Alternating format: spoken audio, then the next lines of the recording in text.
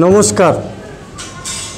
एबार प्रभात संगीत परिवेशन करছেন रावा शिल्पी कल्याणिया बिंदु देवनाथ।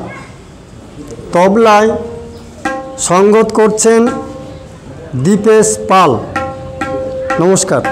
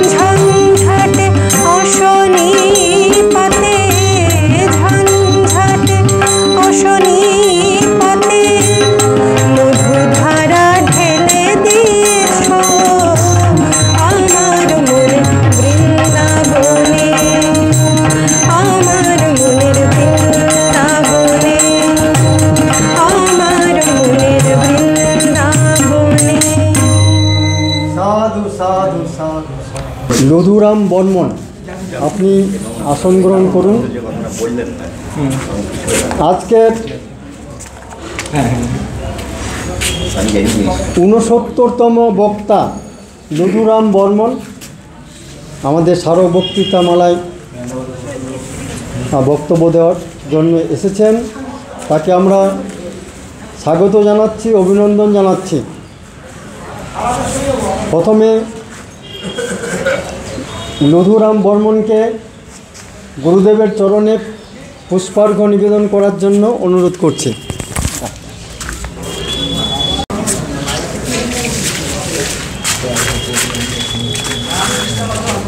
মাননীয় লুধুরাম বর্মন মার্গ গুরুদেব শ্রী শ্রী আনন্দমূর্তিজির চরণে পুষ্পার্ঘ্য নিবেদন করলেন।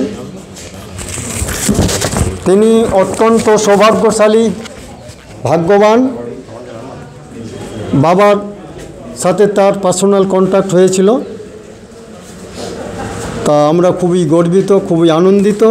তিনি তার স্মৃতিকথা আমাদের জানাবেন। তাকে উত্তরীয় দিয়ে বরণ করার জন্য আমাদের এসডিএমের ভুক্তি প্রধান মানবেন্দ্র ঘোষাল মহাশয়কে অনুরোধ জানাচ্ছি।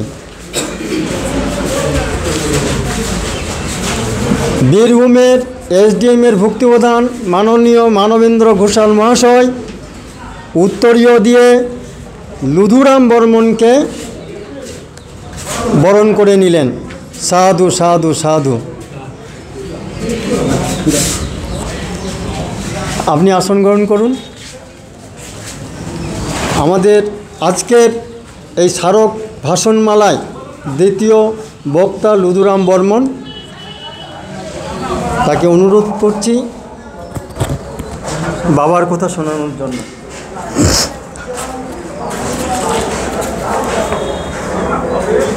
সবাইকে নমস্কার। তো বাবার পিসির আগে আমি সংগঠনে কিভাবে আসলাম এটাও একটু বলি। তো আমার গ্রামে বাড়ি, ঘোর গ্রামে বাড়ি, এবং এটা সালটা ছিল 1971-72। তো আমি তখন ক্লাস 6-এ পড়তাম। তো তখন আমার 4-5 থেকে একটা মনের মধ্যে আকুতি জাগছিল যে ধর্মীয় মিশনের সঙ্গে কি করে যুক্ত হওয়া যায়। ক্লাস 3-4 থেকে এটা আমার আকুতি ছিল। তো আমাদের বাড়ির আশপাশে অনুকূল ঠাকুর ভাষ্যব আশ্রমের সঙ্গে কিছু দীক্ষিত ছিল। তো ওদের সঙ্গে মানে বাইরে বাইরে সঙ্গ করতাম। তো ওদের কথাগুলো আমার মনের মধ্যে সেট হতো না। অনুকূল ঠাকুরেরও সেট হতো না। তারপর ভাগনা সম্পর্কে আমার ভাগনা ছিল, আমাদের বাড়িতে চাকর ছিল। ও আবার ভাষ্যব আশ্রমের দীক্ষিত, বেশ ভালো ইয়ে করতো। তো ও আমাকে বললো যে মামা চল আমাদের ভাষ্যব আশ্রমের সঙ্গে রায়গঞ্জে আর কি একটা অনুষ্ঠান হচ্ছে, ওখানে চলো আমার সঙ্গে। তো আমি গেলাম, গিয়ে দেখছি আমি তখন এখন কেমন আছে ভাষ্যব আশ্রম ঢুকিনি, তখন দেখি ভাষ্যব আশ্রমের মধ্যে সব রকমের মূর্তি আছে ভিতরে। তো আমার ওই মূর্তিগুলো দেখে মনের মধ্যে একটা খটকা হচ্ছে যে এক ঈশ্বর যিনি অনন্ত, যার কোনো মূর্তি ভাবা যায় না। হ্যাঁ, তো এই এত বড় একটা আশ্রমের মধ্যে সব রকমের মূর্তি আছে। হ্যাঁ, তো ওই মূর্তি দেখে আমার মনের মধ্যে একটা কেমন যেন হয়ে গেল আর কি। তো আসলাম, অনুষ্ঠানটা থেকে আসলাম। তারপরে মালদায় তখন একটা অমুক পত্রিকা বার হতো, অমুক। তো ওই অমুক পত্রিকাটা আমাদের ওখানে আবার এই যাই হোক কীভাবে যে আমার হাতে আসলো, ওই অমুক পত্রিকাতে কিছু কিছু আর্টিকেল আমি পড়লাম। তো ওই অমুক আর্টিকেলগুলোর মধ্যে যে পয়েন্টগুলো ছিল, মানে সত্যিকার একটা আধ্যাত্মিক পয়েন্ট, সত্যিকারের ঈশ্বর কি, এই ভাবনাটা আমার ওই অমুক পত্রিকা জাগিয়ে দিল আর কি। তখন আমি দেখলাম এই ভাষ্যব আশ্রমের সঙ্গে মিলাচ্ছি, অনুকূল ঠাকুরের ওদের সঙ্গে মিলাচ্ছি, মানে মিলেই হচ্ছে না। তো এরকমভাবে আমি তখন ছোট্ট, তো তখন আমাদের এই যে কিছুক্ষণ আগে নিরোধের নাম বললো, তো নিরোধে দাদা সন্ন্যাসী হয়েছিল। তো মাঝে মধ্যে ওই ওদের বাড়িতে সন্ন্যাসী যেত, সন্ন্যাসী থেকে আমার খুব মানে আকৃষ্ট হতো মনটা, কিন্তু বলতে পারতাম না যে আমি সাধনা শিখবো, কীভাবে শিখবো। 5-6-এ পড়তো, মানে যেমন অমলদা কিছুক্ষণ আগে আমাদের বলতেন যে কিছু বলবো আমার সাহসে হয়নি, কিভাবে দীক্ষাটা হলো। হ্যাঁ, তো ঠিক আমি তখন এরকমভাবে আনাগোনা করি, আনাগোনা করতে করতে করতে তখন আচার্য বিশ্বানন্দ অবধূত আমাদের রায়গঞ্জে পোস্টিং ছিল। ওই দাদা খুব ডেঞ্জারাস ছিলেন আর কি। হ্যাঁ, তো তখন ওই যাওয়া আসা করতো, সন্ন্যাসী দেখলে আমি কাছাকাছি মানে ইয়ে করতাম আর কি। তখন একদিন বলছে কি, এই তুই সাধনা শিখবি? আমি তখন বললাম হ্যাঁ দাদা, সাধনা শিখালে আমি শিখবো, আমার ইচ্ছার কথাটা আপনি বলে দিলেন যে ঠিক আছে আজকে সন্ধ্যায় অমুকের বাড়িতে যাইস, তোকে আমি সাধনা দিব। তখন আমি এইভাবে আনন্দমার্গে আসলাম। তো আসার পরে খুব নিষ্ঠার সহিত আমি সাধনা করতাম অল্প বয়সে। তো আমি বাবাকে প্রায় মাঝে মধ্যেই দেখতাম, মানে বাড়িতেই দেখতাম। তো আমি বললাম যে বাবা, এটা তো প্রতিছবি তোমার দেখছি, প্লাস তুমি স্বপ্নে যে দেখাচ্ছ, তো এটা তো স্বপ্ন তো হয় মানুষের, কিন্তু আমি চাই ফিজিক্যালি তোমার সঙ্গে তুমি থাকবে, আমি থাকবো, এরকম আমি একটা তোমাকে দর্শন করতে চাই। হ্যাঁ, তো আমি 71-72 আসছি আনন্দমার্গে। তো 77 সালে যখন বাবা জেল থেকে বের হলেন, ওটাও একটা পিসির মধ্যে হয়েছে আমার, পরে বলছি অরিজিনাল পিসিটার কথা। তো তখন আমি সবাই আশপাশে শুনছি যে বাবাকে পাটনা বাকিপুর সেন্ট্রাল জেলে দেখার সুযোগ দিচ্ছে, সরকারি থেকে সুযোগ দিচ্ছে, যে কেউ গেলে ওখানে সুযোগ দিচ্ছে। তো আমাদের যে ভক্তিবন্ধু নারায়ণ পালদা একদিন বললো, এই তুই যাবি রে? আমি হ্যাঁ যাবো। তো আমার লৌকিক বাবা খুব মানে ছিল, খুব মানে স্ট্রিক্টলি ছিল, মানে লৌকিক বাবাকে কোথাও গেলে বলতে পারতাম না, মাকে বলতাম। হ্যাঁ, তো আমি তখন মনে মনে পরিকল্পনা করছি বাবাকে বলবোই না, মাকে বলে চলে। হ্যাঁ, আর মাকে বললাম যে মা, তুই আমার জন্য পয়সা জোগাড় করে রাখিস। তো তখন গেলাম, সংক্ষেপে বলছি। তখন পালদার সঙ্গে ছিলেন, পালদা ছিলেন, আমাদের 4-5 জন ছিলাম আমরা। তখন 1977 সালে পাটনা বাকিপুর সেন্ট্রাল জেলে গেলাম। ওখানে দেখি বাপ লোক কমসে কম 1000-1200-1500 এরকম লোক হবে। তো পরিস্থিতি দেখে বলছি, এত লোককে কী করে বাবাকে জেলের ভিতরে দেখার সুযোগটা পাবো? হ্যাঁ, তো আমি এটা মনে হচ্ছে দেখাবো তো হবে না, বলছে বাবা তো আসছি, দেখা না করে তো যাবো না। তো তখন অ্যাপ্লিকেশনগুলো এত বড় থাক হলো, অ্যাপ্লিকেশন দিতে হয় আগে ওখানে। তো আমি এতগুলো অ্যাপ্লিকেশনের মধ্যে আমার নামটাই আউট হয়ে যাবে। হ্যাঁ, সুযোগ হবে কি না, আমি তো আর সেরকম মারিও না, সেরকম আমার ইও নাই, কিন্তু বাবার প্রতি আমার একটা কঠিন নিষ্ঠা ছিল ছোটোবেলা থেকে। তো তখন আমি লিস্টে ফার্স্ট গ্রুপ করে দিত, ফার্স্ট গ্রুপে আমার নামটা ডিক্লেয়ার হয়ে গেল। হ্যাঁ, নামগুলো যখন বলছে ফার্স্ট গ্রুপে, আবার স্পেশাল গ্রুপের মধ্যে ওটা বাবার ভাইটা এইগুলো গেছিলো ফ্যামিলি নিয়ে ওই গ্রুপের মধ্যে। হ্যাঁ, তো তখন ওই গ্রুপের মধ্যে গেলাম, গিয়ে সাষ্টাঙ্গ প্রণাম করলে, বেশি ওরা বোধহয় 5 জন ছিল, আমি নিয়ে 6 জন। তো বাবা এরকম একটা খাটিয়ার মধ্যে শুয়েছিল, শুয়ে থাকতেন বাবা সবসময়। শুয়ে থেকে আমি ঠিক বাবার মাথার সামনে বসছি আর কি। তো শুয়ে থেকে সাষ্টাঙ্গ প্রণাম করে গুরু পূজা টুজা করে তখন বাবা তখন কথা বলতে শুরু করলেন আর কি, যে ধর্মকে যে রক্ষা করে, ধর্মও তাকে রক্ষা করে।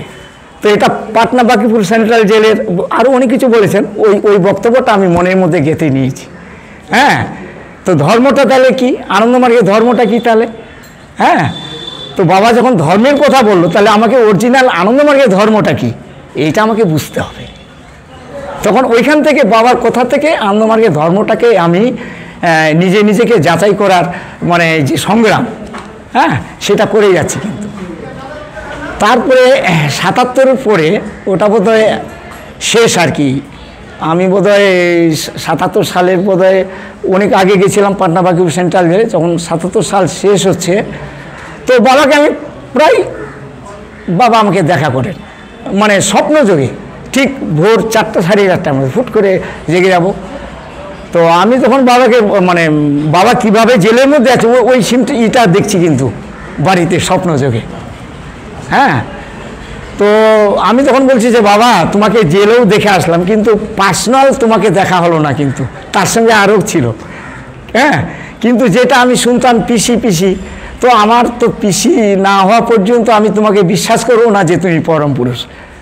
তখন সংগঠনের এরকম এখন যেমন কাজকর্ম হচ্ছে, কীর্তন হচ্ছে, এরকম সংগঠনের কোনো যোগাযোগ ছিল না এত আমাদের রায়গঞ্জে। তো তখন আমি এভাবে করতে করতে তখন রায়গঞ্জে পোস্টিং হলো অভিভূতানন্দ অবধূত। হ্যাঁ, আগে নাম ছিল সুবোধানন্দ অবধূত, এখন নাম হয়েছে অভিভূতানন্দ অবধূত। ওই দাদাকে আমি নিজেই বললাম যে দাদা আমার সঙ্গে আপনাকে পাটনা, বাবা জেল থেকে বার হয়ে পাটলিপুত্র কোয়ার্টারে বাবা ছিলেন কিছুদিন, অল্প সময় ওখানে ছিলেন। তো আমি বাবার সঙ্গে পিসি করতে যাব। বাবা আমাকে বাড়িতে পিসি করছে, আমি এটা ফিজিক্যালি পিসি করব, বাড়ির পিসিটা আমি বিশ্বাস করব না। তো আপনি যাবেন কি না? সুবোধানন্দ দাদাকে বললাম যে তুই আবার এরকম ইয়ে করছিস, হ্যাঁ যাবো। তখন সুবোধানন্দকে নিয়ে আমি পাটনা গেলাম।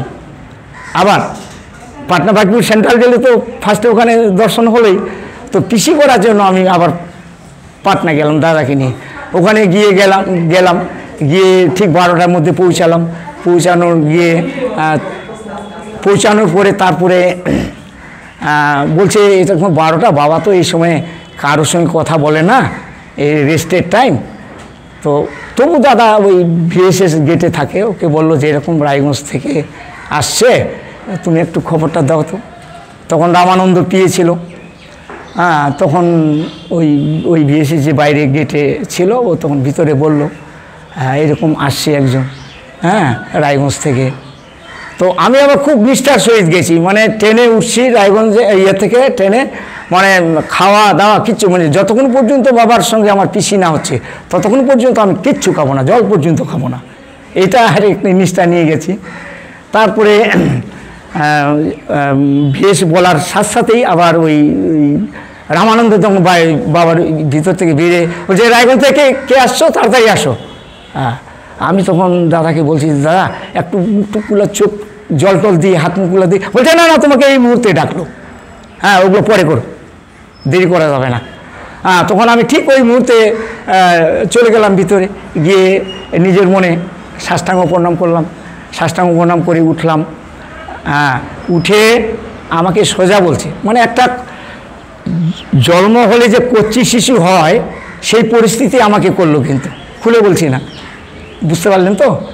হ্যাঁ, মানে একটা 1 বছরের শিশু যে হয় আমাকে সেই অবস্থার মধ্যে নিয়ে আসলো, অর্থাৎ অল ড্রেস আমার এবং ল্যাঙ্গটা পর্যন্ত আমার গায়ে থাকতে দিল না। তারপর বলছে তুই তো অন্যায় করেছিস। আমি যে বাবা এখন আমি তো জানি না আমি অন্যায় করছি কি না, কি করছি আমি কিচ্ছু জানি না, বাবা সব কিছু তো তুমি বুঝো, আমি আর আমার সম্পর্কে কি বলবো। হ্যাঁ, তখন বলছে আচ্ছা তুই যে অন্যায় করছিস এটা তো সাজা নেওয়া ঠিক না বেঠিক, সাজা নেওয়া উচিত কি অনুচিত। আমার কিন্তু কিছুক্ষণ আগে যে বক্তা বললেন যে ডর ভয়, আমার কিন্তু ডর ভয়টা ছিল না। হ্যাঁ, একদম কমপ্লিট ডর কি ভয় কি এটা আমার মানে শিশু মনে যা হয় আর কি। হ্যাঁ, এই ভয় জিনিসটাই আমার মধ্যে নেই। আমি তখন বললাম যে বাবা হ্যাঁ সাজা আপনি যা দেন আমি তাই নেব। হ্যাঁ, আর আমাকে তো শিশু বানায় আগেই রাখছে। হ্যাঁ, তো তখন আমি বাবা টাচ করলো লাঠিটা। হ্যাঁ, আমার শরীরে কয়বার টাচ করছে আমি অত ছোট তো খেয়াল রাখিনি অত, তো টাচ করলো। টাচ করার পর বাবা তো এরকম করে বসে থাকতেন। হ্যাঁ, বাবা আমাকে একদম তুলে নিয়ে জোরে একদম বাবার একদম কোলে, মানে বাবার বুক আর আমার বুক মিলিয়ে গেছে, আর আমি বাবাকে এইভাবেই জড়িয়ে ধরেছি। কমসে কম 10 মিনিট ছিলাম বাবার কোলে এইভাবে। হ্যাঁ, তো ওই পিসির পরে আমার মনে হচ্ছে আমার সাংসারিক জীবনে অনেক ঝড় ঝঞ্ঝা শত্রু বিপদ আপদ গেছে। যখনই যে বিপদ আসছে না তখন সেই বিপদগুলো যে কীভাবে কেটে যাচ্ছে, তখন মনে হচ্ছে কি ওই মুহূর্তটা মনে হচ্ছে বাবা তো আমাকে কোলে করে রেখেছে। হ্যাঁ, ঠিক বাবা আগলে যেমন কোলে করে রেখেছে, বিপদগুলো ঠিক আমার কিভাবে যে এড়িয়ে চলে যাচ্ছে। এখনও আমার সেটা মানে সাংসারিক জীবনে প্রতি মুহূর্ত বাবা যে পরম পুরুষ, অহরহ আমার মনের মধ্যে প্রতি মুহূর্তেই বাবার সম্পর্কে আমার মন সবসময় ভাবে দেখে চলেছে। আরও অনেক কিছু আছে, বলার টাইম নেই। হ্যাঁ হ্যাঁ, ঠিক আছে, নমস্কার। অসাধারণ স্মৃতিকথা শুনলাম, ধন্যবাদ আপনাকে, আমরা ধন্য হলাম। এবার আমাদের আজকের ভাষণমালায় বক্তব্য রাখতে এলেন মাননীয় মহেন্দ্রনাথ বর্মন। তিনি 70তম বক্তা। আজকের এই অষ্টাদশ দিবসে 70তম বক্তা মহেন্দ্রনাথ বর্মন। মহেন্দ্রনাথ বর্মনকে বাবার চরণে পুষ্পার্ঘ্য নিবেদন করার জন্য অনুরোধ করছি।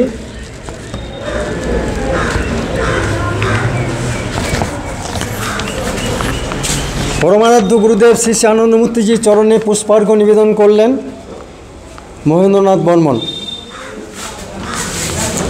মহেন্দ্রনাথ বর্মনকে আমরা স্বাগত জানাচ্ছি। মহেন্দ্রনাথ বর্মনকে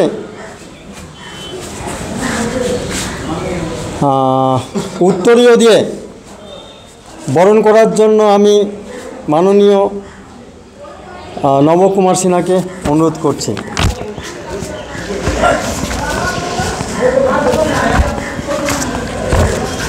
এটা ভাগ করেন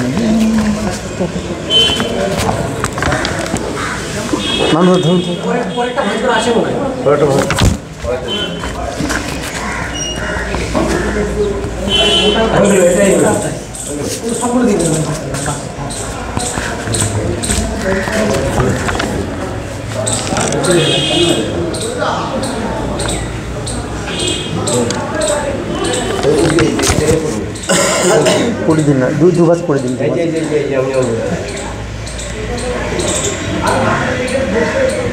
ঠিক আছে। মহেন্দ্রনাথ বর্মনকে নবকুমার সিনহা মহাশয় উত্তরীয় দিয়ে বরণ করে নিলেন। ধন্যবাদ। আপনি আসন গ্রহণ করুন। আপনার সাথে পিসি হয়েছিল? পিসি মানে রিপোর্টিংয়ে আমাদের ডাকছিল, তারপরে পিসির তখন আমাদেরকে রিপোর্টিংয়ে ডাকে পিসির কল করা হয়েছিল, আর পিসিকে সবাইকে ডাকতো। তো আমারও ইচ্ছা হলো বেশ, আপনি আপনার বক্তব্য। যে বাবার সাথে পিসি করব, না করলে মন ভালো লাগবে না, বাবার সাথে কি করে দেখা করি। তো আমরা রিপোর্টিংয়ে গেলাম। তখন ইউপিপি হিসাবে সাংগঠনিক পদ ছিল, আর এসডিএম ইউপিপি হিসাবে বক্তব্য পদ ছিল। তখন সেভাবে নাম কীর্তন সাংগঠনিক কাজ করতাম আর কি। তো যাই হোক, ইচ্ছা ছিল যে বাবার কি করে পিসি করা যায়, এটা মনের মধ্যে খুব আকুতি ছিল যে পরম পুরুষের একটু সান্নিধ্যে যাই, দেখা করি।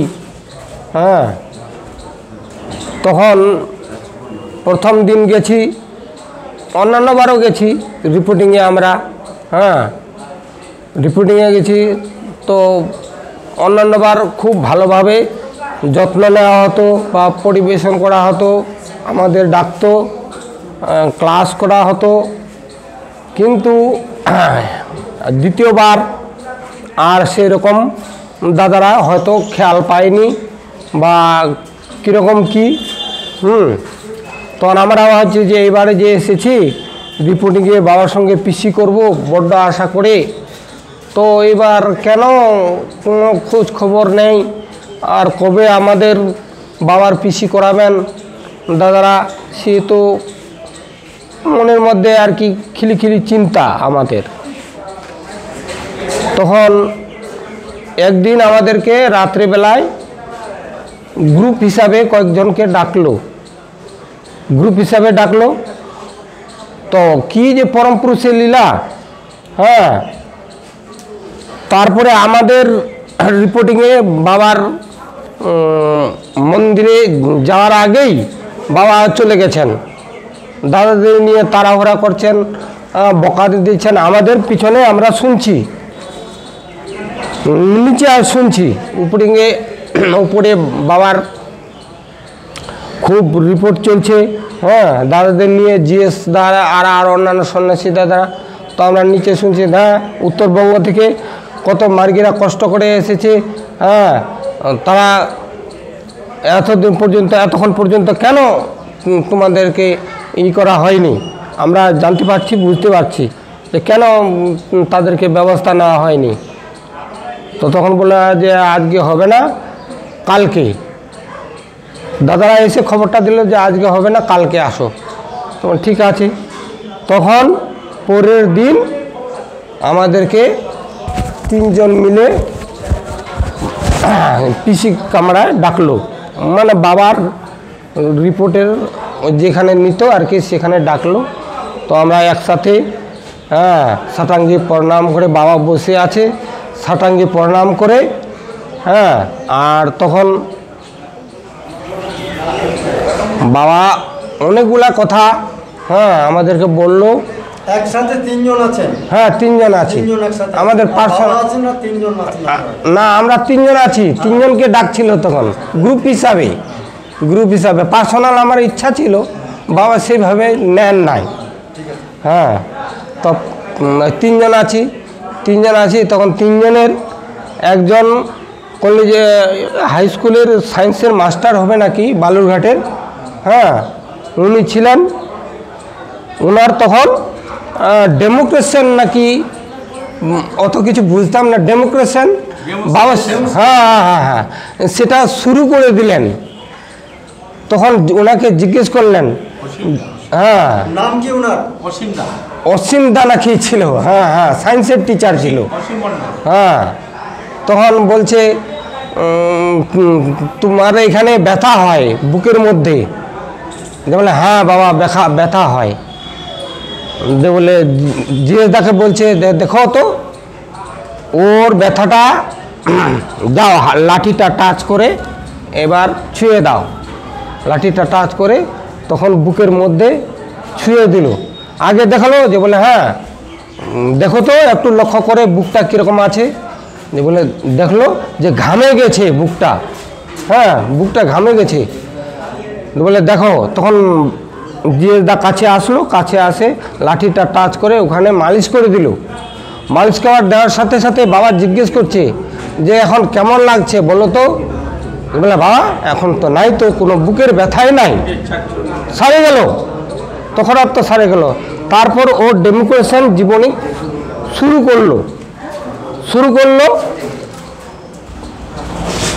কীরকম? বলে দেখো তুমি মধ্যরাত্রে এমন একটা কুখ্যাত কাজ করেছো, হ্যাঁ, যে তুমি জানো যে কেউ জানবে না। বাবা তখন বলল যে পৃথিবীতে এমন কোনো মানুষ নাই যে কেউ লুকিয়ে কাজ করে, আমার বাঁ হাতে উঠে যায়। বাবা এরকম করে দেখিয়ে দিল, এমন লুকিয়ে কাজ করার মতন কারো ক্ষমতা নাই, আমার বাঁ হাতে উঠে যায়। তখন থেকে আমরা বুঝতে পারলাম যে বাবা অন্তর্যামী ছিলেন, যে বাবার যে 8টা গুণ আছে সেই গুণটা বাবার মধ্যে নিহিত রয়েছে, সেটা ভাব আমরা বুঝতে পারলাম। তারপরে ওই ডেমোক্রেশনটা হয়ে, হ্যাঁ, তখন উনি হক করে কান্না শুরু করলেন। হ্যাঁ, যখন ওনার জীবনী সম্বন্ধে ওই ব্যাপারটা মানে অলৌকিক ঘটনাটা বলে দিলেন পরম পুরুষ, হ্যাঁ, তখন উনি কান্না শুরু করেন। কান্না থামার পর তখন আমাদেরকে মানে দিল, দেখো তোমরা আদর্শবানের ছেলে, তোমরা কোনো দিন খারাপ কাজ করবা না, হ্যাঁ, অপরের তোমরা উপকারিতা করবা, সহযোগিতা করবা, সংগঠনের দিকে তাকাবা, হ্যাঁ, তোমাদের কেউ কোনো কিছু ক্ষতি করতে পারবে না। বাবা এইভাবে বলেছে, হ্যাঁ, কোনো দিন তোমাদের কোনো ক্ষতি করতে পারবে না, বাবা এইভাবে বলেছে। তারপরে আমার ব্যক্তিগত জীবনে যে পরম পুরুষের আশীর্বাদ যে আমার কাছে রয়েছে, সান্নিধ্যে রয়েছে, সেটা বহুবার আমি উপকৃত পেয়েছি। একবার আমার জীবনে আমার বিষাক্ত অ্যাক্সিডেন্ট হয়েছিল। সেই অ্যাক্সিডেন্টে আমি যখন পরম পুরুষের স্মরণ করি, সেই অ্যাক্সিডেন্টে কোথার থেকে যেন আকাশ থেকে একটা ঝড় এসে সে আমাকে বাঁচিয়ে দেয়, না হলে আমি মৃত্যুবরণ করতাম। এই অপূর্ব পরম পুরুষের আশীর্বাদ আমি বুঝতে পেরেছি। আর তো উনি যে সাথে রয়েছেন অনেকবার এইরকম, মানে উনি যে আমাদের সাথে রয়েছেন, অনেক ঘটনা অনেক কিছু হয়েছে।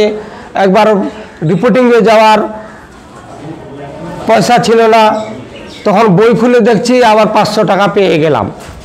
বই খুলে দেখছি 500 টাকা পেয়ে গেলাম, হাতে হয়ে গেল, বাস রিপোর্টিংয়ে চললাম আনন্দের সহিত। পরম পুরুষের সাথে আমরা যখন রিপোর্টিংয়ে যাই বা ধর্ম সমীক্ষায় যাই, এত আনন্দ লাগতো, বিভোর হয়ে গেছে, আত্মভোলা হয়ে যায়। তখন সংসারে ঠিক মতন সচ্ছল ছিলাম না, হয়তো কাপড় চোপড়ে একটু অসুবিধা ছিল, তাও কিভাবে জোগাড় হয়ে যেত আমি ধারণাই করতে পারতাম না, বুঝতেই পারতাম না। কিন্তু পরম পুরুষের কাছে সান্নিধ্যে যাই, এরমভাবে বহু বিভিন্ন বিষয় উপকৃত হয়ে আছি বা চলছি। হ্যাঁ, এখনও পর্যন্ত এই সাংগঠনিক এসডিএম ইউপিপি হিসাবে দায়িত্ব ছিলাম, ওটা কাজ করছিলাম, এখনও আছি বর্তমানে। যে এই বলে আর বেশি বক্তব্য রাখবো না। বাবার যে সান্নিধ্যে কতবার আনাগোনা এগুলো বললে অনেক কিছু দীর্ঘস্থায়ী হয়ে যাবে, বেশি কিছু বলছি না এগুলি। ধন্যবাদ মহেন্দ্রনাথ বর্মনকে। আমি এবার ডেকে নিচ্ছি আমাদের পরবর্তী বক্তা রাজকুমার মাহাতোকে। রাজকুমার মাহাতোকে ডেকে নিচ্ছি, আপনি আসুন। পরমারাধ্য গুরুদেবের চরণে পুষ্পার্ঘ্য নিবেদন করার জন্য রাজকুমার মাহাতোকে অনুরোধ করছি। তিনি মার্গ গুরুদেবের চরণে পুষ্পার্ঘ্য নিবেদন করলেন। আর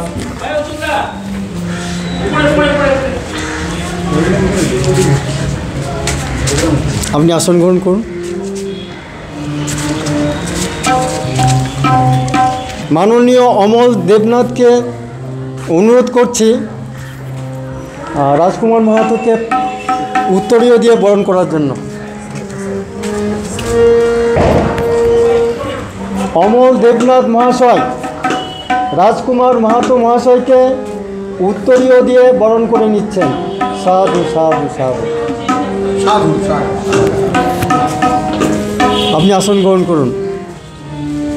রাজকুমার মাহাতো বক্তব্যের আগে, ভাষণের আগে আমাদের কল্যাণিয়া রাওয়া শিল্পী বিন্দু দেবনাথ প্রভাত সঙ্গীত পরিবেশন করছে।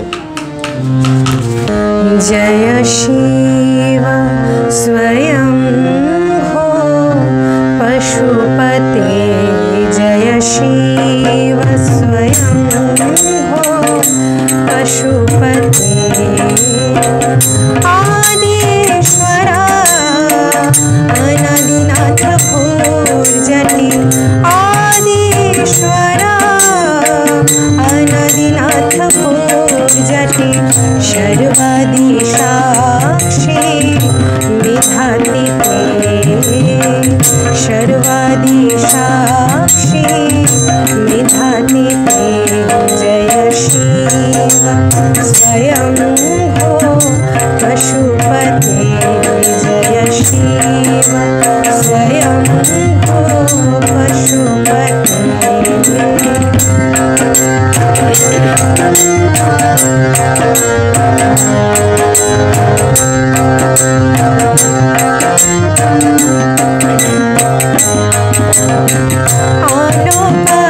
आलोकदागात्मसि त्रिलोके वाससि, सर्वे भूर्माधेन्धर्मदासि, आलोकदागात्मसि त्रिलोके वाससि, सर्वे भूर्माधेन्धर्मदासि, आदिदेव सनातने शाश्वत पुरातने, आदिदेव सनातने शाश्वत पुरातने, नमस्ते प्रभु शुभगते, नमस्ते प्रभु शुभगते, जय शिव स्वयं हो पशुपते, जय शिव स्वयं हो पशुपते।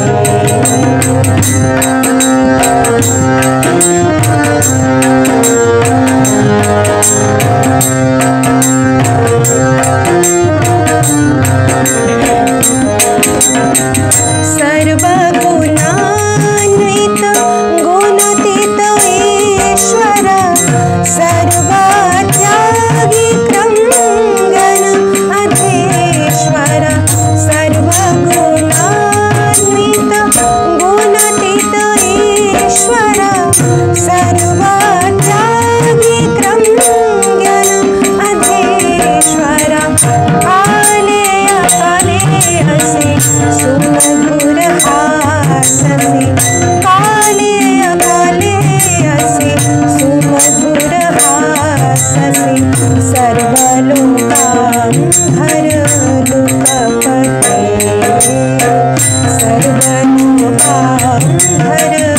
लोकपते जय शिव स्वयं भो पशुपते जय शिव स्वयं भो पशुपते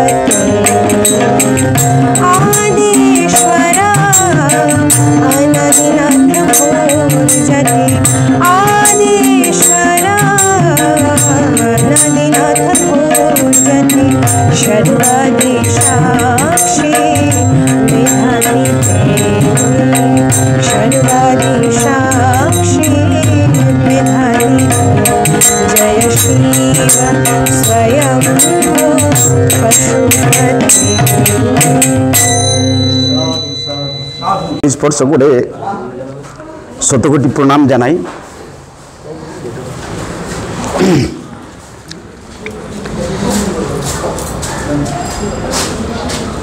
আমাদের এখানে একটা স্কুল হবে এরকম একটা সিচুয়েশান ছিল এই স্কুলটা। তো স্কুল করাতে এখানে স্থানীয়দের মধ্যে আমার বাবার বন্ধু গ্রুপের লোকেরা ছিলেন, আমার বাবাও ছিলেন, নবদারাও ছিলেন। তো আমি কিন্তু অলরেডি অন্য স্কুলে পড়তাম, তখন 4-এ পড়তাম। এই স্কুলটা হলো, তো আবার বাবা স্কুলটা স্টার্ট করতে হবে, ছাত্র কোথায় পাবে, তো নিজেদের ছেলেদেরকে দিয়ে স্কুলটা স্টার্ট করলেন। কোন সাল এটা? এটা 1979 সাল ছিল। তো স্কুলটা হয়ে গেল বাবা নামের স্কুলটা, নামটাই বাবা নাম স্কুল। আমাদের পাড়ায় সবাই বলে বাবা নাম স্কুলে ভর্তি হয়েছি, আমিও হয়েছি বাবা নাম স্কুলে ভর্তি। এই করে এখানে বই সাধুদের দেখাশোনা। পরবর্তীতে ছাত্র আছি এখানে। তো গুরুদেব কিষানগঞ্জে ডিএমসি করে ওখান থেকে ফিরছেন কিন্তু। তো এখানকার প্রচুর মার্গী দাদারা ভিড় করেছেন এখানে। এখানে টুঙ্গিদিঘি হাটে একটা তুরি হাট বলে জায়গাটা আছে, সরষে টরষে বিক্রি হতো ওখানে।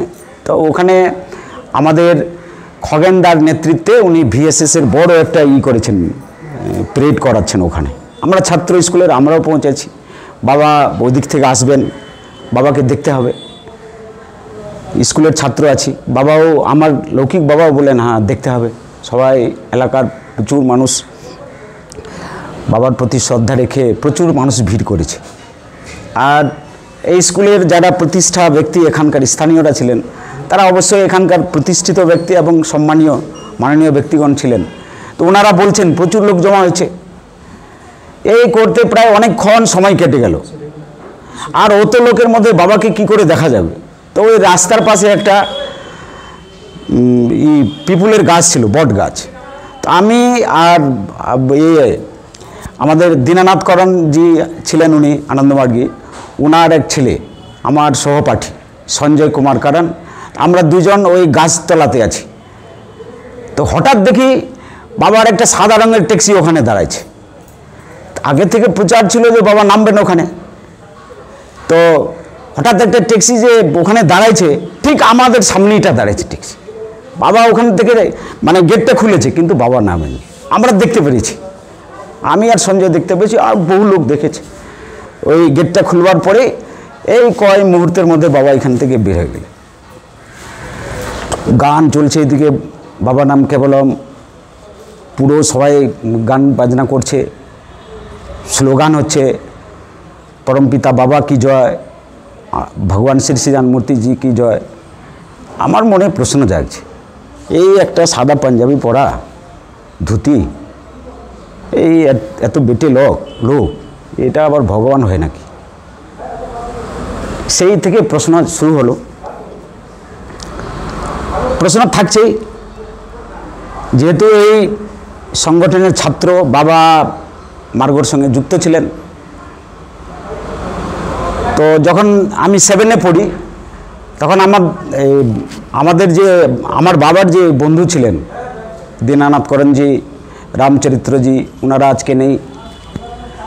তো ওনারা বললেন যে দীক্ষাটা নিয়ে না। তো দীক্ষা নিতে হবে তো মাছ মাংস পেঁয়াজ রসুন এগুলো ছাড়তে হবে, এই তো এক মহা বিপদ। যদিও আমার বাড়িতে বাবা মা মাছ মাংস খেতেন না, জয়েন্ট পরিবার ছিল, হয়ে যেত রান্না, তাহলে এক দীক্ষাটা নিয়ে নিই, দেখা যাবে। তো আচার্য বিমল ব্রহ্মচারী ছিলেন এখানে, তো উনি দীক্ষাটা দিয়ে দিলেন। তো প্র্যাকটিসটা করি, সাধনা বুঝি না, সবে ছাত্র, 13-14 বছর বয়স, ওগুলো বুঝি না, এই চোখ বন্ধ করতে হয় করি, পদ্মাসনে বসতে হয় বসি, ওগুলো বুঝি না সাধনা সম্পর্কে। এই করে আমি 88-তে মাধ্যমিক পাস করি। তো এখানে স্কুলের শিক্ষকের অভাব ছিল, তো বাবাই বললেন যে একটু স্কুলে 1 ঘন্টা করে পড়ালে হয়, তোমার তো পড়াশোনা চলবে। আরও আমি খুব শ্রদ্ধা করতাম রামচরিত্র মাহাতোজিকে, উনিও বললেন যে একটু পড়াও। তা বললাম পয়সা কত দেবে? তাহলে 30 টাকা মাসে দেওয়া হোক। তো আমি ওই 30 টাকা মাসের এখানে শিক্ষক হলাম আনন্দমার্গ স্কুলে। এই 2টা বছর গেল, তারপরে দাদারা বলছেন যে এলএফটি ট্রেনিং না করলে স্কুলে মাস্টার হওয়া যাবে না। কিন্তু আমি এই বয়সে কোথায় ট্রেনিংয়ে যাব? আমার তো বয়সে হয়নি, 18 বছর হবে, তারপর তো ট্রেনিং হবে। তা না, ট্রেনিং করতেই হবে। এই করে 2 বছর পার হয়ে গেল, 1990 সালের অক্টোবরের প্রথম দিকটা। তা না, এবার ট্রেনিংয়ে যেতেই হবে, না গেলে কিন্তু স্কুলে থাকতে দেওয়া হবে না। আচ্ছা, রেডি হয়ে গেলাম যাব। তো ঠিক অক্টোবরের প্রথম দিকে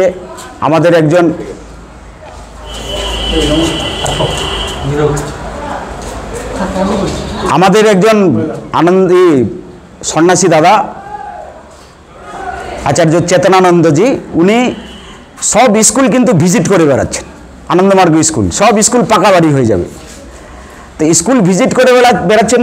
ইসলামপুর থেকে এলেন, টুঙ্গিদিঘি ঢুকলেন, তার টুঙ্গিদিঘি থেকে রায়গঞ্জ, এইরকম করে উনি স্কুল ভিজিট করতে করতে যাবেন, সব স্কুল কিন্তু পাকা হয়ে যাবে। আমাদের এখানেও এলেন, উনি ট্যাক্সি নিয়ে এলেন, একা ছিলেন। তো উনি বললেন যে তাহলে কি তুমি যাবে এবার?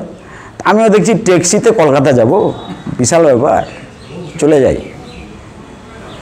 উঠে গেলাম, তখন সবে 16-17 বছর বয়স, অত বুঝি না কলকাতায় যেতে হবে। চললাম ওনার সাথে। উনি আবার গোটা বাংলা পেঁচায়ে 5-6 দিনে কলকাতা পৌঁছাইছেন। কলকাতা পৌঁছাইছি, আবার ওখান থেকে সকালবেলা পৌঁছাইছি। তো স্নান ট্রান করে দাদা বলেন স্নান ট্রান করে আমার ঘরে টিফিনটা করে নাও। তো স্নান ট্রান করে আমি টিফিন করে ছাদে উঠেছি 5 তলাতে। তো দেখছি হাজার হাজার মানুষ ওখানে পৌঁছাচ্ছে, প্রতিদিন পৌঁছাচ্ছে, বেরোচ্ছে, আর সবাই বাবা নাম কেবলম কীর্তন করছে। তখন কিন্তু বাবা গার্ডেনিংয়ের জন্য বের হয়েছে। আমি ওই 5 তলা থেকে চিন্তা করছি, এই 5 ফুটের বুড়াটা আবার ভগবান? এটা হয় না, এই সব ঠকঠাক করছে, এরা সবাই ঠকছে এগুলো। কারণ সমাজে অনেক এরকম দেখা গিয়েছিল, অনেক ঠক সাধু বাবা বের হয়, আশ্রমওয়ালা বের হয়। এই তো 5 ফুটের এইরকম একটা বুড়া, এত দেখছি সিকিউরিটি আছে, ভাই এটা অন্য কিছু হতে পারে। আমিও তো আশ্চর্য হয়ে দেখছি। আর মানুষ এক একজন বিহার থেকে যারা আসছে অলরেডি, তারা তো আর কীর্তন, প্রচণ্ড কীর্তন করছে, আর সবচেয়ে বেশি বিহারের মানুষগুলো আসছে। তো ওখানে সবাই খালি কেঁদে যাচ্ছে, কেউ হাল্লা করছে বাবা বাবা, মানে এরকম করে কান্নাকাটি করছে, কীর্তন করছে। আমার কিন্তু আবার ডাক পড়ে গেছে, দাদা আমাকে ডেকে দিলেন, আমার বলে ট্রেন আছে, আমাকে আনন্দনগর যেতে হবে। ঠিক আছে চলো। এই যে দৃশ্যটা যে দেখেছি টুঙ্গিদিঘিতে, ওখানে এগুলো মনের মধ্যে সব ভাসতেছে। ট্রেনিং পৌঁছে গেলাম আনন্দনগর, এলএফটি ট্রেনিং সেন্টার, ওই রেল লাইনের পার করে ওই কপিল মুনির আশ্রমের দিকে ওখানে আছি। 3 মাসের ট্রেনিং হবে, অক্টোবর মাস আছে। তো ট্রেনিং মানে সেই ট্রেনিং চলছে, মানে রীতিমতো যে ট্রেনিং হয় সেইভাবে ট্রেনিং চলছে, পুরো সরস বিধি মেনে অষ্টাঙ্গিক যোগ সাধনার মাধ্যম দিয়ে চলছে। কিন্তু তো আমাদের ওই এসপিটি হবে, একটা ট্রেনিংয়ের একটা অংশ এক্সপিটি করতে হবে। তো ওই দিন আমাদের 4 জনকে এসপিটিতে যেতে হবে গ্রামে।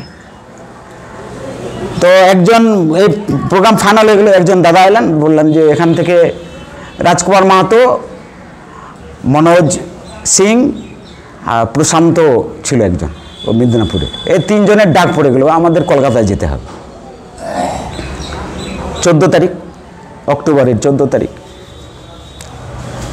তা আমরা 3 জন ওই দাদার সঙ্গে রাত্রের ট্রেনে চলে আসলাম কলকাতা। 14 তারিখ আবার এখানেও ট্রেনিং স্টার্ট হয়েছে, তিলজলাতেও দাদার ঘরে একটা ট্রেনিং সেন্টার ছিল, LFT WTদের একসাথে ট্রেনিং হতো। তো ওখানে 4 জন 5 জন ওই ট্রেনিং পিরিয়ডের মধ্যে আসতেন, বিভিন্ন রকমের হতো, কেউ রাইম শেখাতেন, কেউ যোগ শেখাতেন, কেউ আনন্দমার্গ শাস্ত্র শেখাতেন, এইসব শেখাতেন। তো 16 তারিখে মানে পরীক্ষা হবে পিসির জন্য, 16 তারিখ। তো 16 তারিখে আমাদের ওই যতজন ছিল WT LFT, তো 2 জন WT পাস করেছে ইসের জন্য, পিসির জন্য, আর 2 জন LFT। 2 জনের মধ্যে একজন মনোজ ছিল ভাগলপুরের, আর একজন আমি। এই তারপরে 4 জন গেলাম, পিসিতে যেতে হবে। তো ওদিন পৌঁছাইছি, পিসির ড্রেস ছিল স্পেশাল ড্রেস, মানে লেঙ্গটা পরতে হবে, গলায় প্রতীক থাকবে, আর একটা মঞ্জুসা থাকবে। তারপরেও কিন্তু কেশবানন্দজি উনি চেক করবেন, একটা মেশিন ছিল, ওই প্রথমবার জীবনে মেশিনটা দেখি, চেক করবেন উনি। তো ওই দিন হলো কি যে একজন WT দ্বারা হলো, পিসি হলো, আমাদের আর হলো না। 16 তারিখ আবার ঘুরে ওখান থেকে চলো, আবার ট্রেনিং স্টার্ট, হাসি ঠাট্টা সব হচ্ছে। পরদিন আবার পিসি হবে, আবার পরীক্ষা হবে। আমি তো আর বলছি মহা ভেজাল রে ভাই, ওইদিকে একটা বুড়া এরকম নাটক ফাটক দেখাচ্ছে রে ভাই, এরা আবার এই সাধুগুলো অত্যাচার করছে আমাদের। আরে ধর্ম টর্ম করবে তো এই যখন 80-90 বছর হবে, যখন শরীর চলবে না তখন করবে। আরে এই আমার এইগুলো বয়স নাকি, এইসব উল্টাপাল্টা করাচ্ছে সাধুরা। দাদাদের সঙ্গে ঝগড়া হয়ে যেত আমার, খুব ঝগড়াই হয়ে যেত দাদাদের সঙ্গে। তো লাস্টে মন্ত্রেশানন্দজি, যেদিন পিসি হয় 17 তারিখে মন্ত্রেশানন্দজি পরীক্ষা নেবেন। তো উনি গাল দিতে খুব ভালোবাসেন, মানে ভদুমাল বলতে উনি খুব ভালোবাসতেন। তাহলে ভদুমাল তুই পিসি যাবি? বললাম হ্যাঁ যাবো। জব নিয়ম বুঝতে হয়েছে? হ্যাঁ হয়েছে। চরম নির্দেশ বল, মানে কি থেকে কি প্রশ্ন করবে। আর আমার কিন্তু ওই প্রশ্নগুলোর মধ্যে ভিতরে কিন্তু একটা কমপ্লেক্স কাজ করছে। কি কমপ্লেক্স কাজ করছে এটা আনন্দনগর থেকেই করছি। আমি তো ওই মুখস্থ টুকস্থ করছি না, কিন্তু পড়া যে দিচ্ছে না, এত পড়াচ্ছে, এখনও বইটা আছে ট্রেনিংয়ের, এত লেখাচ্ছে যে ওগুলো মুখস্থ করছি না। আমি বলছি যদি ওই বুড়াটা যদি ভগবান হয় না, তো যা প্রশ্ন করবে আমি উত্তর দিয়ে দেবো। আর ঠিক মিরাকেল হয়ে যাচ্ছে আনন্দনগর থেকে, ও যা প্রশ্ন করছে দাদা আমি তা উত্তর দিয়ে দিচ্ছি। ইংরেজিতে প্রশ্ন করছেন ইংরেজিতে দিয়ে দিচ্ছি, বাংলাতে করছেন বাংলাতে দিয়ে দিচ্ছি, হিন্দিতে করছেন হিন্দিতে দিয়ে দিচ্ছি উত্তর। তো মন্ত্রেশানন্দজি যে শেষ দিন পরীক্ষা নিচ্ছেন, তাও ইংরেজি শুরু করেছেন। আমি এই কী রে ভাই, এই সাধু সব, এদের তো কারো কিছু ঠিক নেই, কেউ ইংরেজি কেউ বাংলা, এরা ভাই আসলে কত পড়াশোনা শিখেছে রে ভাই। দাদা বিচিত্র, কেউ কোথা থেকে শুরু করছে, মনে হচ্ছে ওখানেই PhD করে নিয়েছে। আর আমার ভিতরে যে কমপ্লেক্সটা কাজ করছে, যে বুড়াটা যদি ভগবান হয়, তো যা জিজ্ঞাসা করবে আমি তার উত্তরটা দিয়ে দেব। তো ওই মন্ত্রেশানন্দজি যখন প্রশ্নটা করছেন আমাকে, তখন কিন্তু আমার মানে একটু করে মানে অভিজ্ঞতা হতে শুরু হলো। এই তো আশ্চর্য রে ভাই, আনন্দনগর ওখান থেকে শুরু হলো। দাদারা এতগুলো নোট লিখেলেন, আমি তো মুখস্থ করিনি। আর আমার সঙ্গে প্রশান্ত আর মনোজ, ওরা তো কত মার খাইছে ওরা, আমি তো মার খাইনি। আবার ওদের মতন মুখস্থ করিনি, আমি তো সব বলে দিচ্ছি। তাই এটা কেউ কাজ করছে বোধ। আর যখন পরীক্ষা যে দাদারা নেবেন, তো আমি কিন্তু ওই কমপ্লেক্সটা আমার কাজ করছে, কিন্তু যে বুড়াটা যদি ভগবান হয় তো উত্তরটা দিতে পারবো। ওটাই মুখস্থ করছি, বুড়াটা যদি ভগবান হয় তাহলে উত্তরটা দিতে পারো। আর 14 তারিখে যে এখানে এসেছি, এই 3টা দিন যে কাটছে 15, 16, 17, তাতে গোটা কলকাতার যে পরিবেশটা ওই তিলজলার, মানে ওটা ভাষায় তো ব্যক্ত করা যাচ্ছে না যে কি পরিবেশটা। আমার মনে পড়ছে তখন আমি কেশবদাকে দেখেছি। কেশবদা ওই ইয়াং খুব ছেলে, মানে চেহারাতে দারুণগুলো, শরীরে বিশাল স্পিড। কেশবদা চলছে, কেশব দাস। হ্যাঁ কেশব দাস আমাদের এই পরবর্তীতে আমি এবিতে কাজ করার সময় উনি এবিতে কাজ করেছেন। আর তখন আমাদের সমাজের নেতা শঙ্কর গঙ্গোপাধ্যায় ছিলেন। তো এই যে ওখানে চলছে, তো একটু করে কিন্তু মনের মধ্যে বিশ্বাস 100%-এর মধ্যে হচ্ছে না, 100% হচ্ছে না, বিশ্বাস হতে শুরু হয়েছে।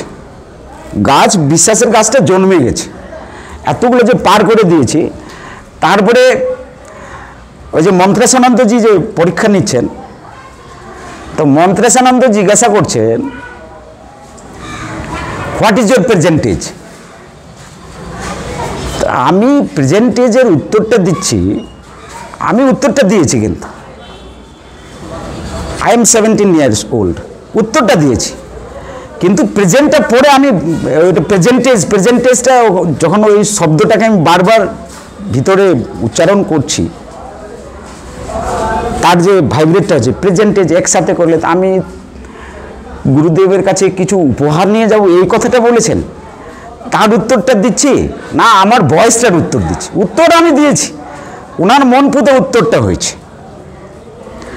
তারপরে উনি একটা প্রশ্ন করেছেন মন্ত্রেশানন্দজি যে হ্যাভ ইউ ইল্ডার আঙ্কেল। আমি কিন্তু একটু চুপ হয়ে গেলাম, এই সব উদ্ভট প্রশ্ন, এসব বলবার মানেটা কি, এই প্রশ্নের সঙ্গে সম্পর্কটা কী আছে। তো উনি বলছে এই ভদুমাল, তোমার জেঠা আছে, জেঠা। আমার কিন্তু মন্ত্রেশানন্দ নরসিংহ কিন্তু তখন তর্কাতর্কি হয়ে গেল, একটা ঝগড়া বেঁধে গেল ওনার সঙ্গে। এক ঝগড়াটাতে আমি গেলাম না, বললাম যে ওই দিক থেকে আসি, তারপরে দেখা যাবে। আমিও তখন ওই 17 বছরের ইয়াং ছেলে, আমারও শরীরের ওজন কিন্তু 65-70 কেজি। তা আমার কিন্তু সবে তখন গোঁফটোপ ঘাসছে, কিন্তু আমি তো বলছি দেখে নেবো ওনাকে, বের হই। আর তারপরে যে ভদুমাল বলছি, তো এগুলো তো অ্যাকচুয়ালি তো আমি, আমার যে পরিবারে জন্ম, আমার পরিবারগুলোকে লোকে এখানে বিহারি বলে, আমি মনে প্রাণে বিহারি। তো এই গাল দিচ্ছে ভদুমাল, তো এসে বেড়ে যাবে, কিন্তু আমরা বিশাল সেন্টিমেন্ট আছে। যাক পাস করে গেলাম, গেটে গেলাম, পৌঁছাইছি। তো দাদা একজন বাইরের গেটে আছেন, একজন ভিতরের গেটে আছে।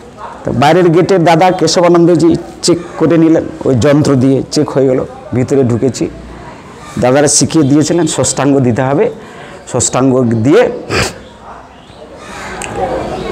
প্রথমটাই বলছেন কে রে, বাঙালি রে। হয়ে গেল, ওই গন্ডগোল বাঁধে গেল, গন্ডগোল বাঁধলো। চুপচাপ আছি, আর দেখি বলে তো ভগবান আছে, ভিতরকার কথা বলতে পারলেই হলো ভগবান আছে। এই যে বাঙালি শুরু করলো, ষষ্ঠাঙ্গ দিয়ে বসলাম। বললাম না, আমি তো বাঙালি না, আমার তো জন্ম হয়েছে বিহারি পরিবার। আমাদের, আমি যে ভাষাটা শিখেছি সেই ভাষাটা তো অঙ্গিকা সমাজ, কিন্তু আমি তখন অঙ্গিকা ভাষা এটা বলে জানি না। কিন্তু ভাষা সম্পর্কে বাবার কাছে সেই দিনটা যে শিখেছি আমি, পরবর্তীতে বাবার লেখা অনেকগুলোর বইয়ের একটু করে কোনো সময় দেখেছি তাতে, এবং দাদাদের, মার্গি দাদাদের কাছে বিভিন্ন সময়ে আলোচনা করতে গিয়ে আরও স্টাডি করতে পড়তে হয়েছে, তাতে আরেকটু পোক্ত হয়েছে ভাষা। তাই বললাম যে আমরা তো আমি তো বাঙালি না, আমি তো বিহারি আছি। তো ওই বাবা তখন ভাষা সম্পর্ক বলতে শুরু করলে যে না, তুমি হচ্ছে সভ্যতার আদি পুরুষ। সভ্যতা, গোটা পৃথিবীর যে মানব সভ্যতার যে বিকাশ ঘটেছে, সেটা তো রাঢ় বাংলাতে ঘটেছে। আমার বাবার কাছে প্রশ্ন হয়ে গেল, মানে ভিতরে প্রশ্ন রেডি আছে, আরে সভ্যতার আদি বিকাশ, আদি সভ্যতা হচ্ছে মহেঞ্জোদড়ো, ওর থেকে তো আর পুরাতন কোনো সভ্যতা নেই, মানব সভ্যতা নেই তো। তখন বাবা বলছেন যে না, রাঢ় বাংলাটাই হচ্ছে মহেঞ্জোদড়ো সভ্যতার থেকে আদি সভ্যতা, আর ওই রাঢ় বাংলার মাহাতোরাই হচ্ছে ওই আদি সভ্যতার প্রথম পুরুষ, আদি পুরুষ। তাহলে মাহাতোরা, আমি আবার ওখানে কি করে চলে গেলাম, আর মাহাতোরা বিহারে কি করে পৌঁছে গেল? তো বাবা বলতে শুরু করলেন, বিহার বলে কোনো রাজ্য ছিল না, বিহার তো বিংশ শতাব্দীর গোড়াতে তৈরি হয়েছে। বিহার, বাংলা, আসামের অনেকটা অংশ, এই যে বাংলা বলে আমরা যাকে বাংলা সমাজটা আন্দোলন করছি, এই বাংলাকে ঐক্য করবার জন্য যে আন্দোলন করছি, এই বাংলার নাম বাবা বলে দিলেন। এই সম্পূর্ণ বাংলা এক বাংলা ছিল, এ তো বিংশ শতাব্দীর শেষের দিকে হয়েছে। তো মাহাতোরা সারা বিশ্বে যে ছড়াইছে তার বাবা ইতিহাসটা দিলেন। এই সব বলবার পরে আমি তো তখন আমার একটু করে কনফিডেন্টটা হচ্ছে, এতদিন তো আমি বিহারি ছিলাম, আজকে তো আমি বাঙালি হয়ে গেলাম। তারপরে মাহাতোরা সারা বিশ্বে কিভাবে ছোটাইছে, বাবা তার কয়েকটা কথা বলেছিলেন যে একটু পড়াশোনা করবে। আরে আমি তো বুঝতে পারছি না, ভারত সরকার বাচ্চাদের কি পড়াচ্ছে, তোমাদের কি পড়িয়েছে? তোমরা একটু ভালো পড়াশোনা করো, আচ্ছা তুমি শোনো তো, আর তুমি ভালো ভালো কাজ করবে তো? আমি বলি হ্যাঁ বাবা ভালো ভালো কাজ করবে, তুমি কিন্তু এইগুলো করো, কিন্তু এগুলো ভালো ভালো কাজ করবে, কিন্তু তুমি অনেক অন্যায় করেছো ভাই। তারপরে বাবা যখনই ওই সাইডটা গেলেন, ভিতরে একটা বড় ভয় লেগে গেল।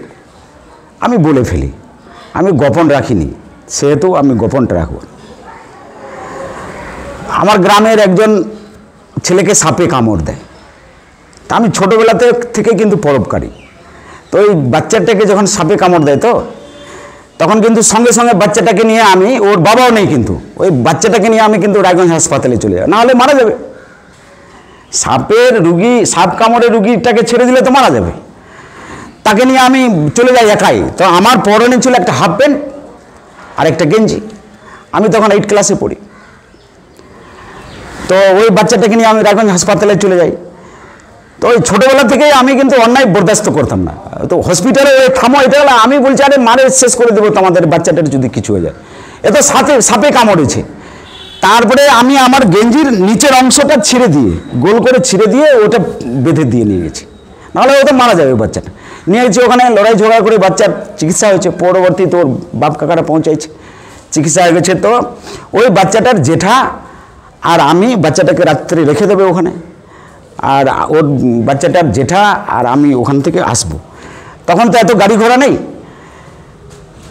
তো ওই 86 সাল ছিল ওটা, গাড়ি ঘোড়া নেই, ওই দিক থেকে আসছি আমরা, তো ট্রাকে করে আসছি। তো ওই ট্রাকে না মাল ছিল, কি মাল ছিল, কাপড় ছিল, বান্ডেল করে বড় বড় বান্ডেল ছিল। আমার সঙ্গে যে ভদ্রলোক ছিল, ওর মানে এখনও বেঁচে আছেন, ওর চুরি প্রবৃত্তিটা যায়নি।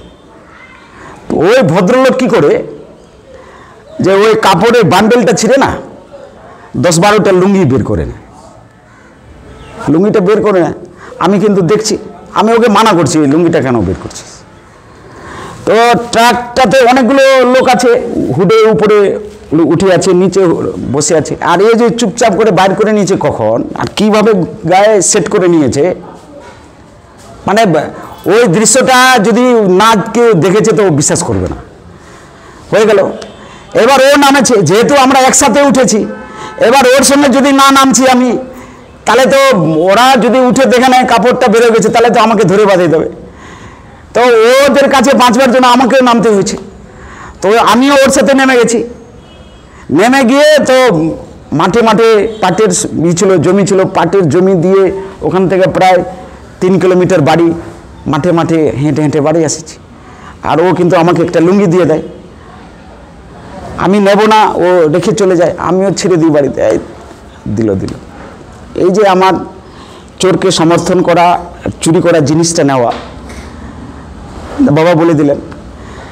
তা এই যে প্রশ্নগুলো আমার ভিতরে মানে অটোমেটিকলি তৈরি হচ্ছিল ওখানে, সেই কথাগুলো যখন বাবা সব বলে দিচ্ছেন, মানে যেমন করে ঘটনাটা ঘটেছে সেই কথাগুলো বাবা বলছেন। ও কি কথা বলেছে, যে ওই লুঙ্গিওয়ালা যে কি কথা বলেছে বাবা সেই কথাটা বলছেন। কেমন গাড়িটাতে উঠলাম আমরা সেই কথাটাও বলছেন বাবা। মানে আমি যে আশ্চর্য হচ্ছি, যে মনে হচ্ছে যে উনি সঙ্গে সঙ্গে ছিলেন। তো গাড়ি থেকে নামছি, যে কিভাবে নামছি সেটাও বলছেন। কয়টা লুঙ্গি বের করেছেন, আমাকে কয়টা দিয়েছেন ওই ভদ্রলোক, সেই সবগুলো বলছেন। আমি তখন আশ্চর্য হয়ে গেছি। আর ওই দৃশ্যগুলো যে চলছে তিলজলা আশ্রমে, মানে আর জায়গা নেই তিলজলা আশ্রম। এখন তো বাবার স্মৃতিসৌধটা বানিয়ে দেওয়াতে জায়গাটা কমে গেছে, গোটাটা থাকতো, ফাঁকা ছিল। তো ওই কীর্তন চলছে, আর এইদিকে যে নিজে রিয়েলাইজ করেছি, যেটা দেখেছি একদম সত্যিকারের যেটা দেখেছি বাবাকে, সবটাই বিশ্বাস হলো। এই যে দেখলাম বাবাকে, তার পরের দিনটা দীপাবলি ছিল, 18 তারিখ দীপাবলি ছিল। 19 তারিখ বাবার শরীরটা খারাপ হয়। কিন্তু বাবার শরীরটা খারাপ হয়, 2-3টা ডাক্তার আসে। তো যে ওষুধগুলো দিতে বাবাকে চাইছিল, তো ভিতর থেকে খবর হচ্ছে যে বাবা ওই ওষুধ নেবেন না। ওটা ওষুধ কেন নেবেন না বাবা, তো ডাক্তাররা ওর কম্পোজিশনটা বলতে পারছে না। তো বাবা ওই ওষুধগুলো না করে দিলেন। ওই ওষুধটা নাকি পশুর চর্বি দিয়ে তৈরি করা হচ্ছিল। তো ওষুধটা ঘুরিয়ে দেওয়া হলো। তো মাঝখানে ওই 2টা দিন ছিল, ওষুধটা জোগাড় হয়েছিল। 20 তারিখে ওষুধ হয়েছিল। তারপরে তো সর্বনাশা দিন 21শে অক্টোবর। এখান থেকে ওনাকে মার্গেরাও ছিলেন 21 তারিখে। তো ওনারা আবার তো বের হয়ে আসলেন, তখন ওই জেনারেল দর্শনের জন্য এখানকার আমাদের কিঙ্করদারাও গেছিলেন। হ্যাঁ, তো অনেকে ফিরে আসছিলেন, অনেকে রাস্তা থেকেও আবার ঘুরে গেলেন। হ্যাঁ, তো ওই সর্বনাশা 21 তারিখ দিনটা সব কিছুকে স্টপ করে দিল। না তো মনে হয় যে আরও বেশ কয়েকবার গুরুদেবের সঙ্গে হতো, কথা হতো, আরও অনেক কিছু জানতে পারতাম। মনে হয় যে যেটা বই পড়ে হচ্ছে না, এত দিন হয়নি বই পড়ে।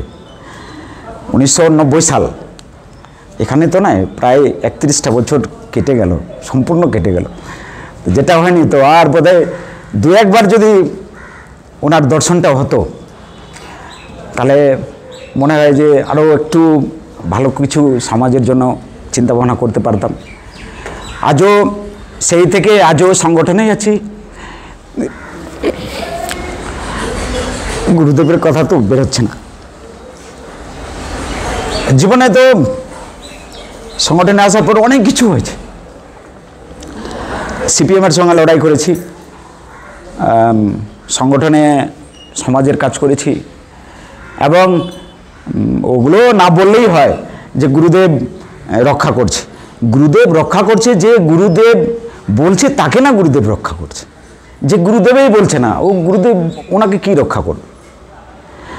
আমি যদি বাবাকে ভালোবাসি, তাহলে বাবার কথাগুলো তো আমাকে মানতে হবে, তাহলে তো আমি বাবাকে ভালোবাসি। আমি দেখেছি একবার আমার অ্যাক্সিডেন্ট হয়েছিল। আমি একটা গাড়িতে যাচ্ছি 4 চাকাতে, তা গাড়ি প্রায় 70-80 কিলোমিটার প্রতি ঘন্টায় স্পিডে আছে গাড়ি, একটা ব্রিজের উপরে উঠছে। ড্রাইভার বলছে যে দাদা গাড়ির স্টিয়ারিংটা ফেল হয়ে গেছে।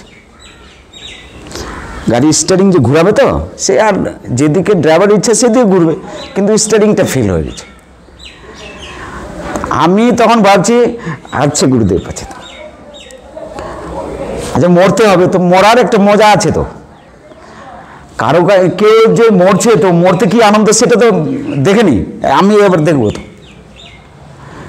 বাবাকে স্মরণ করছি। ড্রাইভার বললো যে কোনো উপায় নেই, দুজনেই চলে যাব। তাই বলছে রে তুই একটু আমার গুরুদেবকে কর, দুহাত দিয়ে কর, ভক্তি কর, প্রণাম করো গুরুদেবকে। তো ড্রাইভারটাও প্রণাম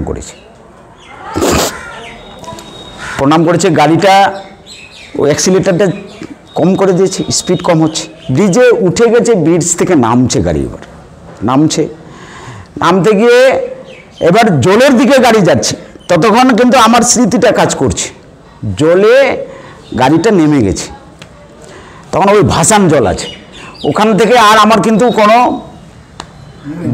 কিছু সেন্স নাই, কিন্তু আর আমি কিছু মনে করতে পারছি না। আমি বাড়ি চলে এসেছি, কিন্তু কীভাবে বাড়ি চলে এসেছি ওটাও জানি না। বাড়িতে পৌঁছাইছি, তখন মা বলছে যে ওই জামা কাপড় সব ভিজা আছে রে, জামা কাপড় বদলে দিল। আমার কোনো বুদ্ধি টুদ্ধি কাজ করছে না, তো জামা কাপড় বদলে দিল। সারাদিন চুপচাপ আছি। পরের দিন আবার ডাক্তারের সহযোগিতা নেওয়া হলো, ডাক্তার চিকিৎসা করছে। এবার ডাক্তার বলছে যে এই লোকটা বেঁচে আছে, এটা তো বিশাল ব্যাপার। এই যে বাঁচে আছে তো ভগবান নিজের হাত দিয়ে বাঁচাইছে, এ তো বাঁচবার কথা না। তো কে কিভাবে জল থেকে তুলে আমাকে বের করে দিল, আর কে গাড়িতে বসাই দিয়েছে, আবার কে বাড়ি টুঙ্গিদিঘি পর্যন্ত নামাই দিয়েছে, আর বাড়ি কিভাবে পৌঁছে গেছি, সবই তো গুরুদেব করেছেন। সেই থেকে দেখেছি আমি আমার জীবনে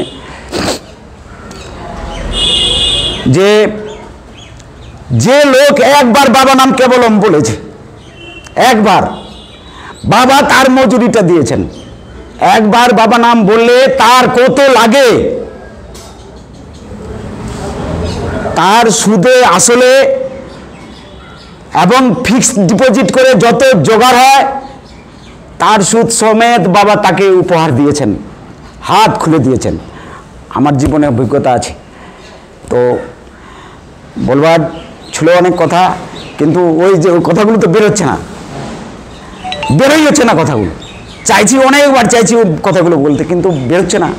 তাই বেশি আর বলতে চাইছে না। পরবর্তীতে সুযোগ যদি হয়, মন মানসিকতা তৈরি যদি হয়ে যায় এরকম, আরও ভালো করে বলবো। এই বলে আমি আমার কথাকে এখানে সমাপ্তি ঘটাচ্ছি। সবাইকে নমস্কার। অসংখ্য ধন্যবাদ রাজকুমার মাহাতোকে। অপূর্ব স্মৃতিকথা, তুলনাহীন উপমা উদাহরণ, আমরা খুবই ঋদ্ধ হলাম।